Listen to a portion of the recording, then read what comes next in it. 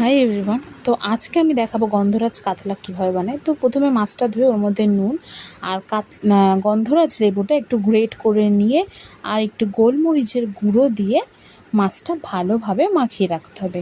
তো মাছটা ভালোভাবে মাখিয়ে রাখার পর এখানে আমি মশলাগুলো নিয়ে নিচ্ছি, কাজু কিশমিশ, কাজু বাদাম, আদা রসুন, আর এখানে পোস্ত, ওর মধ্যে একটু দই নিয়ে ব্যাটারটা গুলে নিচ্ছিলাম। তো তেলটা গরম হওয়ার পরে এই যে মাছটা এপিট ওপিট ভালো করে দেখো ভেজে নিয়েছি, খুব কড়াও ভাজাটা হবে না। তো ভাজার পরে পেঁয়াজটাও গ্রেট করে নিতে হবে। পেঁয়াজটা গ্রেট করে নেওয়ার পর গরম তেলে গোটা গরম মশলা ফোড়ন দেওয়ার পরে পেঁয়াজ ভাজাটা দিয়ে দিলাম।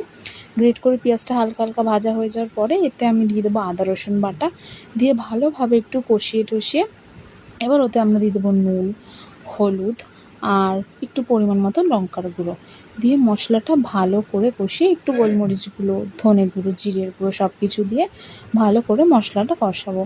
কষানোর পরে একটুখানি গন্ধরাজ লেবুর রস ওর ওপর দিয়ে দেবো।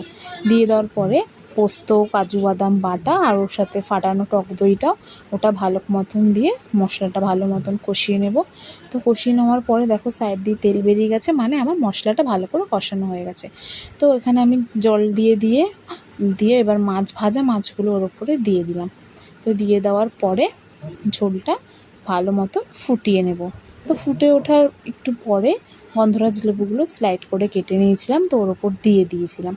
দিয়ে এবার ঝোলটা ভালো করে ফুটে ওঠার পর চেরা কাঁচা লঙ্কা দিয়ে লাস্টে গরম মশলা দিয়ে দেখো রেডি আমার গন্ধরাজ কাতলা। আর মাছটা অনেক ফ্রেশ ছিল, খেতে ভীষণ টেস্টি হয়েছিল।